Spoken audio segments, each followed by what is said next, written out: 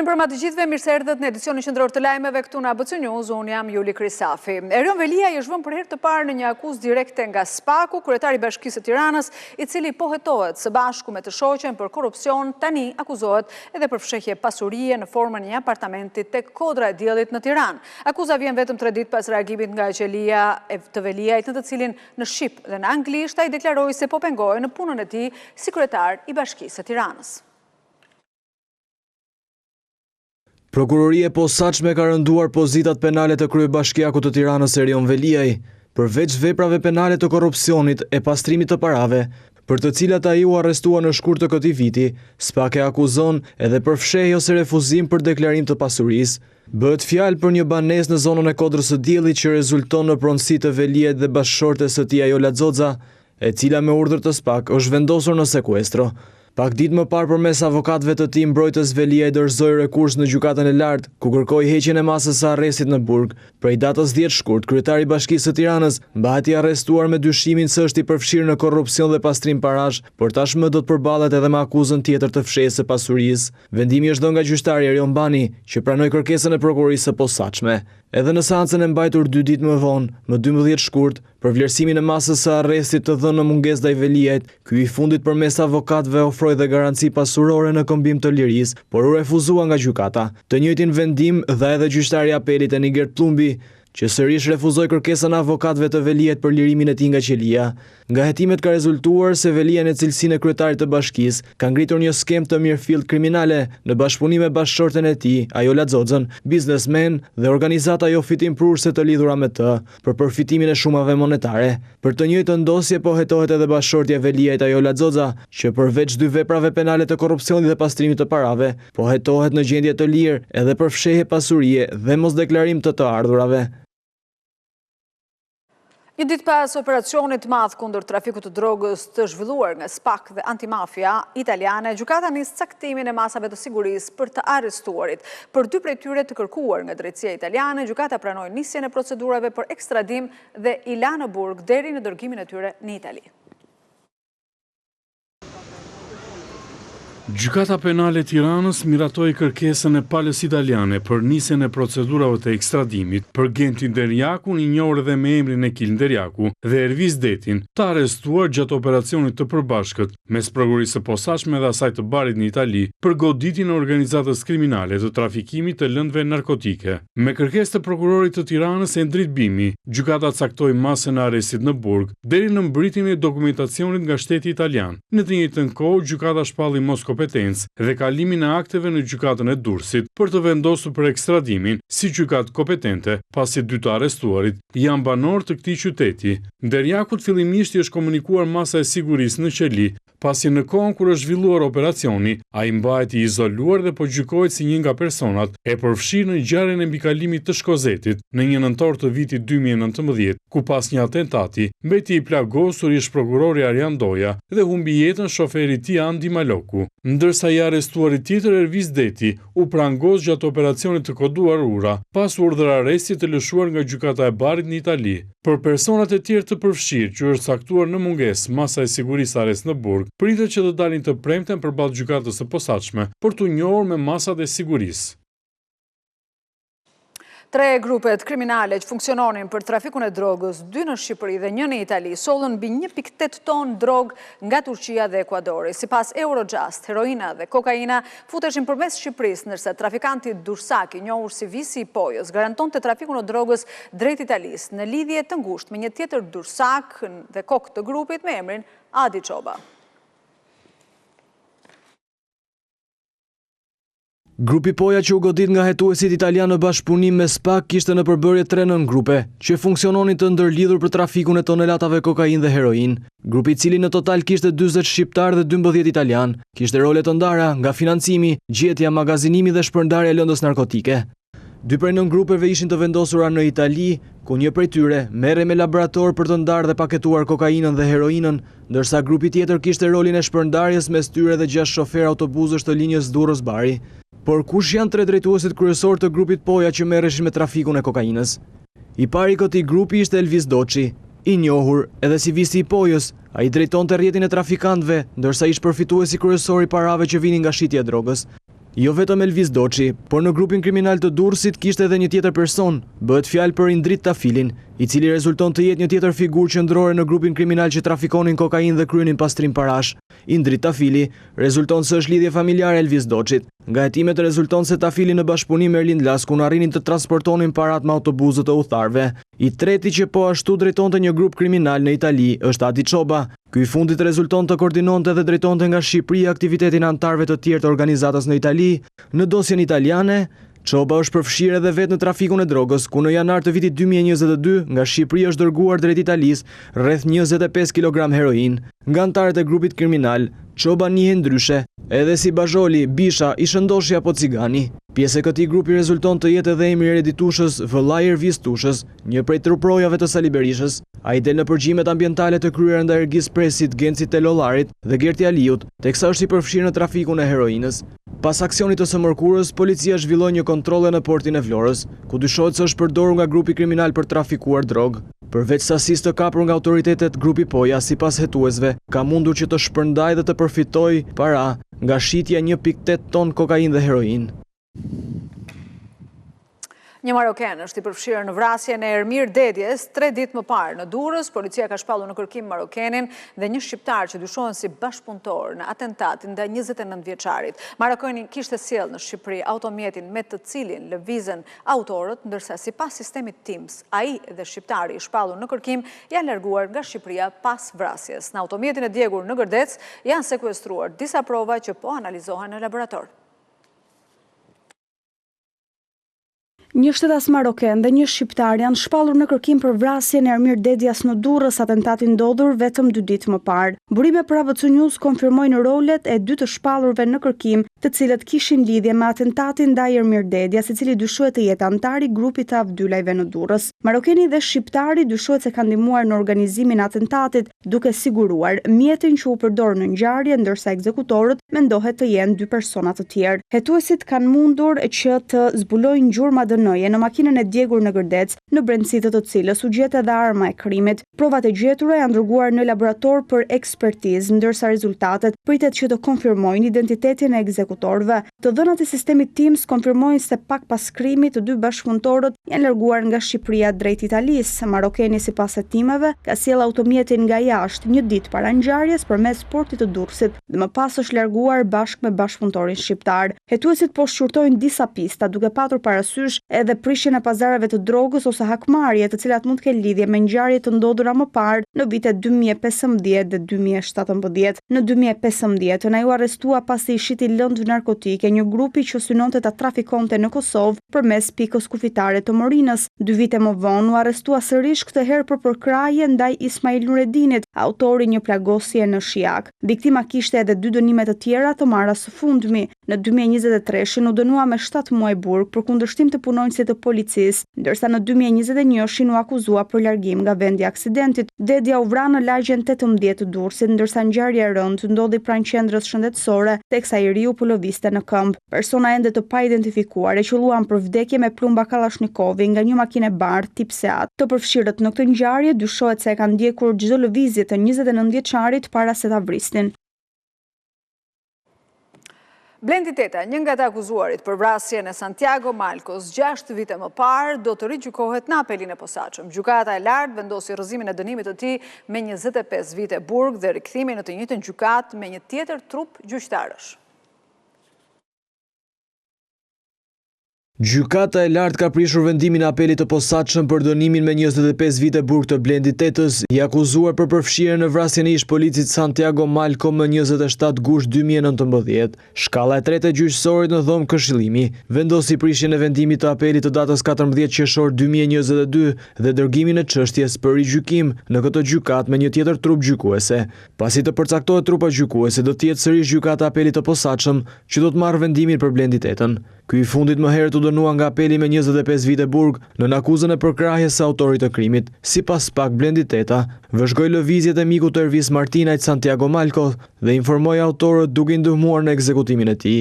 Vëllezrit Leonard dhe Erlis Duka, sipas hetimeve të prokurorisë, ishin organizatorët dhe porositësit e krimit, ndërsa të dyshuar për këtë vrasje janë edhe Ilir Selmani, Oltion Loga, Aleksandar Maxhaku, Fatmir Hyseni, Dritan Agaj, Gjoni Nica dhe Elvis Gaçaj.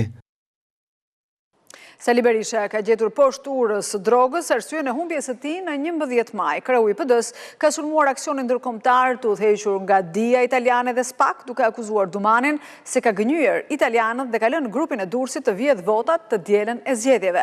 Doktori ka bërë sikur ka harruar dhe ishte shmangur pyetjeve për vllajën e bodyguardit të tij, që rezulton nga kokat e këtij grupi të rrezikshëm trafikant, por nuk ka harruar të kërkojë qeveri teknike dhe zgjedhje të reja. Sali Berisha ndryshoi qëndrimi 180 gradë për operacionin antimafjas dhe SPAK. Nga sukses, ai e konsideroi një mashtrim dhe gjeti menjëherë arsyen që nuk e gjente prej ditësh për humbjen e zgjedhjeve, sigurisht dhe autorin e gjithçkaje, që ati shkon ters prej 3 vjetësh, Altin Dumanin. Sepse Altin Doçi, poja i skapit, deklaroi djeve se e kishin vendosur me antimafjen që të mos i arrestonin në kohën kur ata kërkuan.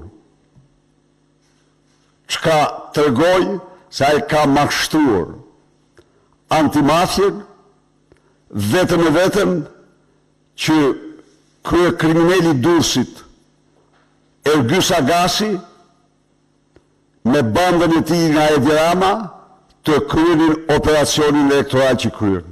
Berisha akuzon se Rama dhe bashkëpunëtorët të tij janë të lidhur me këtë operacion, por i vetmi politikan i lidhur me eksponentët e këtij operacioni është vetë doktori. Sikleti urdhër arrestit për vëllain e truprojës së tij më besnik, Redi Tushës, ishte i dukshëm, ndonse doktori nuk e përmendi asnjëherë. Bilej u shmang edhe pyetjeve të gazetarëve, por ndërsa akuzoi se Dumani shtyu ekzekutimin e urdhër arresteve për të mbrojtur visin e pojës, haroi të thoshte se po ashtu, arrestit i shpëtoi edhe Redi Tusha, vëllai i njeriut të cilit i ka besuar jetën.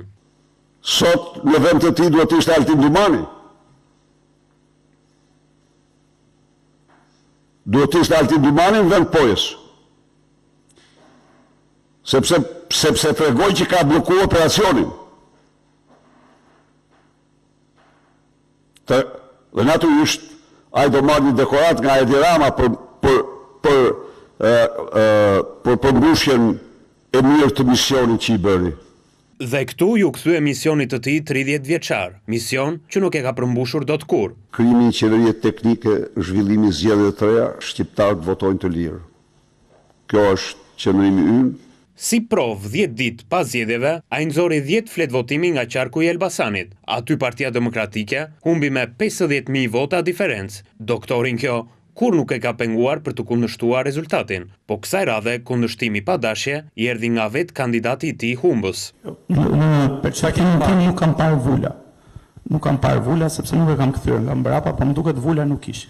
Konferenca e të njëjtës së paku ishte përfaqësuese, veç pranisë zhurmuese të doktorit si humbës kombëtar dhe të Bledi Himçit si humbës mandatesh, në sallë ishte edhe Tomora Lizoti, por njeriu që dikur kërcënoi se do hante kundërshtarët, sot ëngri vetëm gjuhën e tij.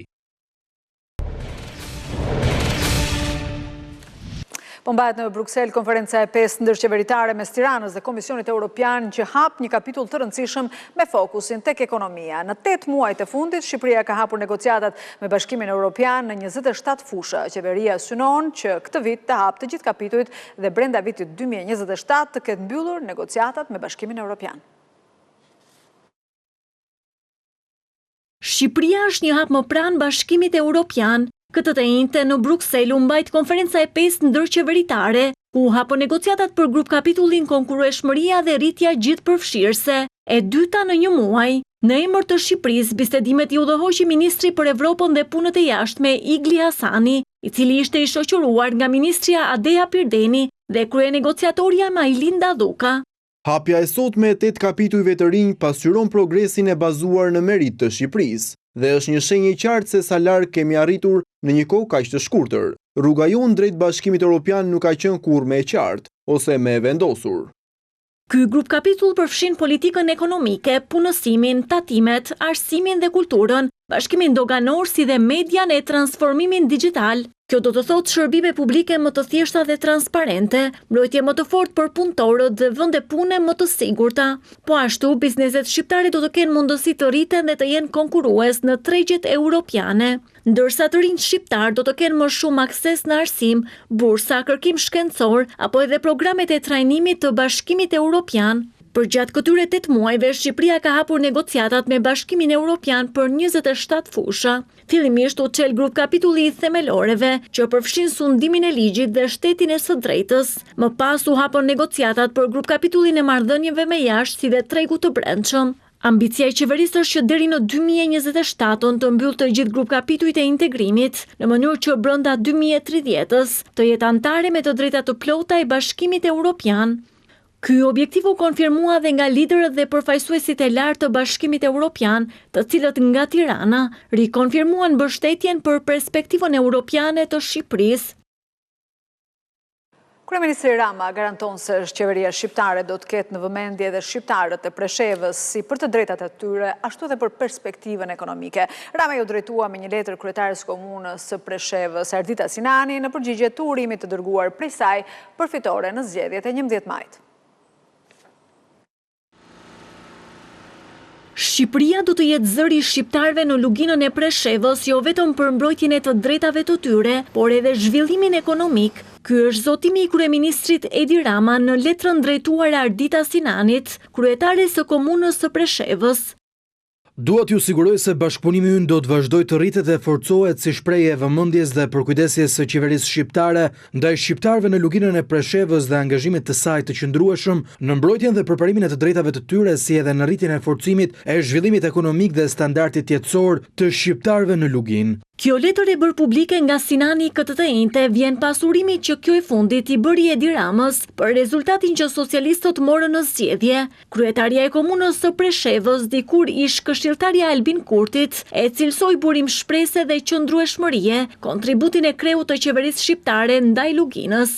Po ashtu Sinani kërkonte Ramës që të rikthehej në Preshev, teksa vlerësoi faktin që Shqipëria ishte një zë i fortë kundër pasivizimit të adresave. Por teksa ish këshilltarja e Kurtit ka qenë ndër të parat në rajon që ka përcjell mesazh urimi për Ramën, nga Prishtina zyrtare nuk ka ende një reagim. Për më tepër që mesazhet nuk kanë munguar as nga liderët më të rëndësishëm evropian, të cilët nga Tirana rikonfirmuan mbështetjen për Shqipërinë. Shefja e politikës së jashtme të Bashkimit Evropian, Kaja Kallas, tha në Prishtinë se Unioni ka nisur të heqë disa nga sanksionet e vendosura 2 vite më parë Kosovës, por diplomatja shtoi se është e rëndësishme të tregohet me fakte konkrete se është tensionuar situata në veri të Kosovës. Sanksionet u vendosën pas një përplasje në veri në maj të 2023-shit, si ndëshkim për qëndrimin e qeverisë së Kosovës në shpërfillje të kërkesave të Bashkimit Evropian dhe Shteteve të Bashkuara të Amerikës. Shefja e diplomacisë së Bashkimit Evropian, Kaja Kallas, nga Prishtina, dalesa e dytë e saj në Ballkan pas Beogradit, deklaroi se për Kosovën ka nisur heqja graduale e sanksioneve dhe se për këtë ajo po angazhohet personalisht, edhe pse brenda Brukselit ka diskutime. Bloku ka filluar të heqë masat, por është me rëndësi të kuptohet se nuk duam të shohim për shkallëzim në veri. Unë personalisht jam duke i bindur vendet anëtare se ne duhet të heqim masat për Kosovën, por disa thonë se Kosova duhet ta respektojë marrëveshjen e Ohrit. Dhe për shkallëzimin në veri, bie ndesh me këtë. Ne jemi gati t'i bëjmë hapat ton, por kemi vërtet nevojë të shohim shtensionimin në veri. Kallas nga Prishtina u ka bërë thirrje edhe partive parlamentare në Kosovë të bashkëpunojnë për ta zhbllokuar ngërçin politik në vend. Formimi i kuvendit të ri dhe i qeverisë së re është thelbësor për stabilitetin, rritjen dhe të ardhmen europiane të Kosovës. Prioritet duhet të jetë e ardhmja e Kosovës dhe liderët politik duhet t'i lënë anash ndasitë. Në vizitën e saj të parë në Kosovë, shefja e politikës së jashtme të BE-s tha se Brukseli është i gatshëm të mbështesë vendin, edhe pse nuk shpjegoi se kur ka filluar heqja e masave, por shtoi se ky vendim hap derën për mundësi më të mëdha për zhvillimin e Kosovës, por edhe për lidhje më të ngushta me Europën. Ndalesa e parë e Kallas ka qenë në Beograd, nga ku kërkoi përkushtim real të Serbisë për reformat dhe dialogun, ndërsa presidenti Vučić i kujtoi edhe një herë asociacionin e komunave me shumicë serbe. Sanksionet e BE-s ndaj Kosovës u vendosën në qershor të vitit 2023 me arsyetimin se qeveria Kurti po vepronte me njenjshmëri dhe jo në bashkërendim me perëndimin në komunat veriore, çka nxiste më tej tensionet dypalshe. Autobusi Ahmeti Travel, shoqëri transporti në pronësi të kryetarit të Partisë Demokratike në Sarand, Shpëtim Ahmeti, është sekuestruar në Igumenic. Mediat greke thonë se në brendësitë e autobusit ndodheshin 2 persona që po kalonin drejt Greqisë pa dokumenta. Në pranga përfundoi shoferi i autobusit. Arrestimi u krye gjatë një kontrolli të ushtruar nga policia greke. Në kuadër të hetimit paraprak, autobusi u sekuestrua, ndërsa i arrestuari u dërguar në prokurorinë e gjykatës së shkallës së parë të Thesprotis.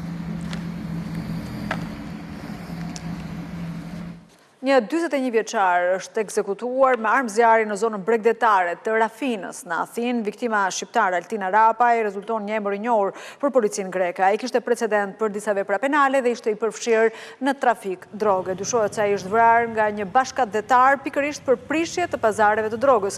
Mediat greke raportojnë se para se të qellojë, 41 vjeçari ka arritur të telefonojë familjen dhe i ka thënë gruas emrin e autorit. Familjarët njoftuan menjëherë policinë teksa gjetën trupin e pajet të Arapajt në vreshtin ku ai punonte.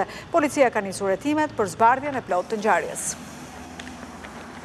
Një tërmet me magnitud 6.1 të shkallës Richter goditi Kretën. Lëkundjet e fuqishme sismike u ndjen deri në Athinë, por edhe më tej në Turqi. Deri tani nuk raportohet për viktima. Shqiptarë që jetojnë në Kretë treguan për ABC News momentet e tmerrit që kanë përjetuar sot. Ata thonë se pas lëkundjet vijojnë më të lehta, por rreziku nuk është larguar ende.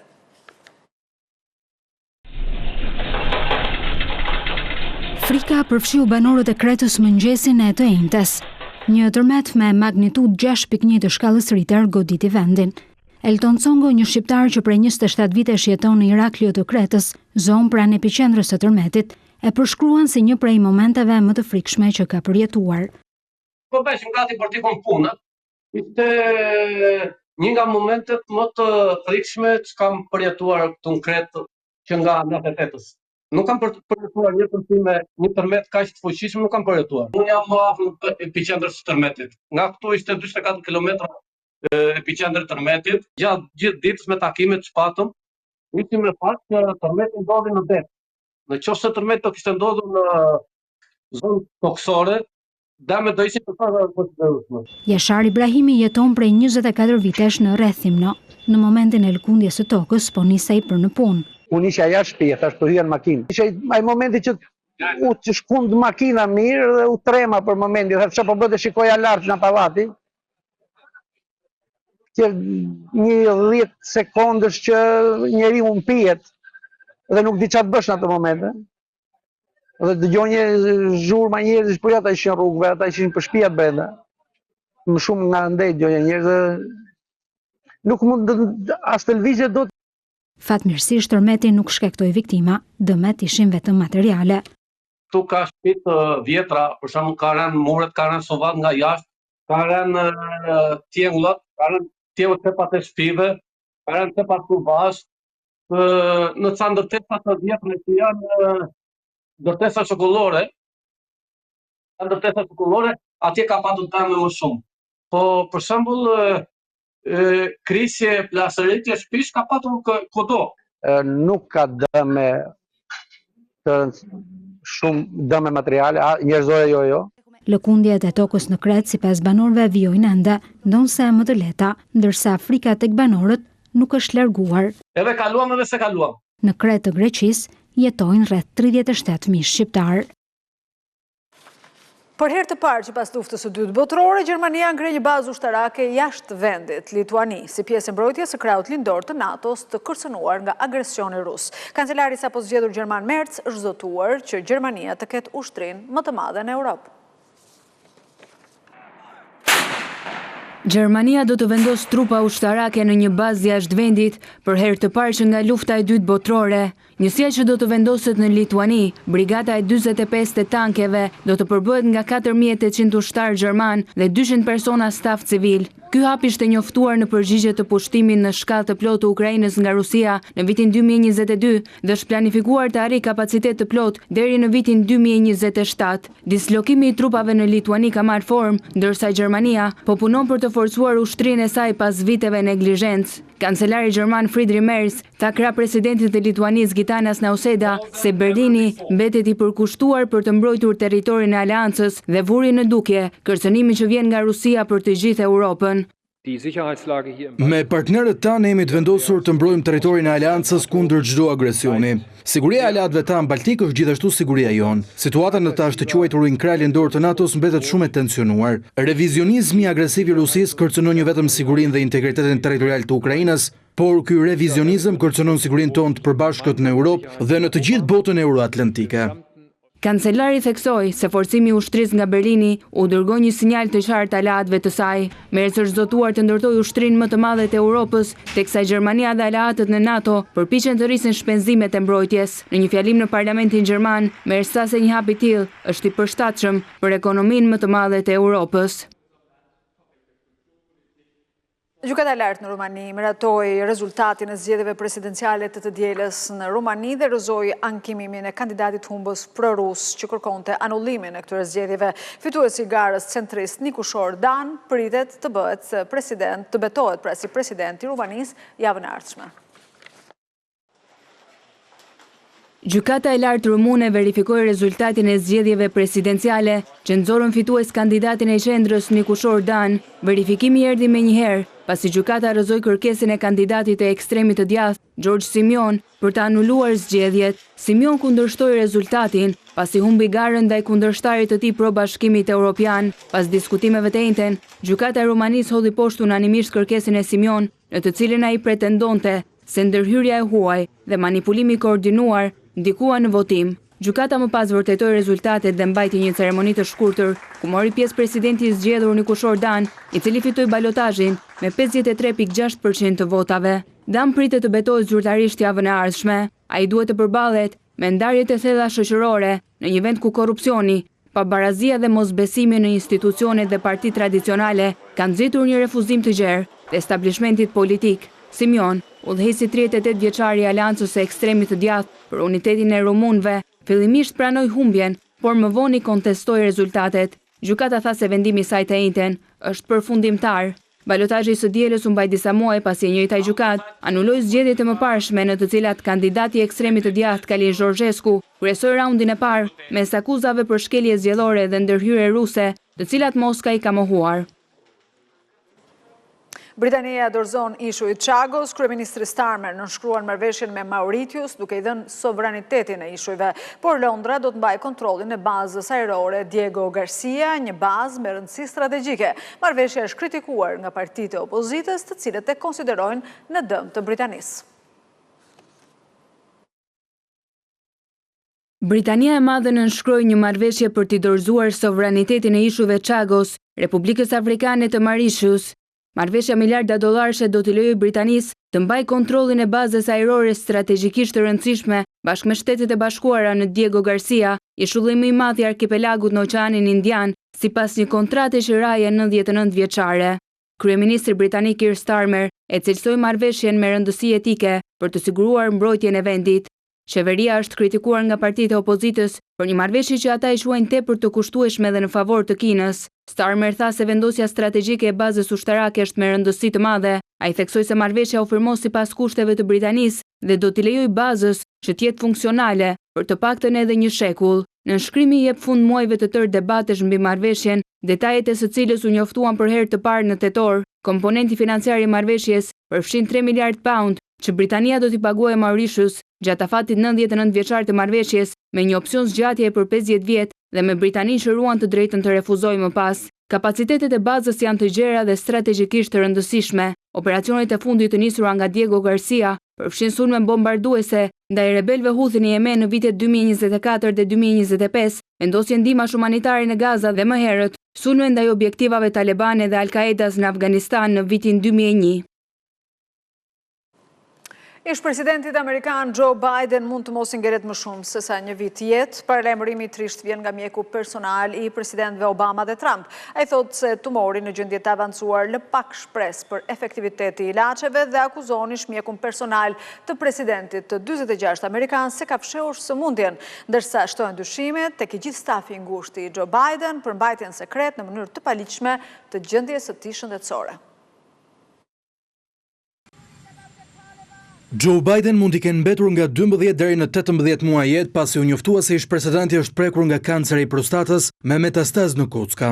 Kjo ishte ajo çfarë deklaroi ish-mjeku i shtëpisë së bardhë Ronald Jackson, i cili u kujdes për Barack Obama, apo edhe presidentin aktual Donald Trump për gjatë mandatit të tij të parë presidencial. Shpresojmë që të jetë më gjatë se kaq dhe shpresoj që ata të jenë në gjendje ta trajtojnë në mënyrë efektive. Ne të gjithë duam që ai të jetojë shumë vite të tjera, por kanceri është shumë i avancuar, tha Jackson në një intervistë për Washington Free Bacon.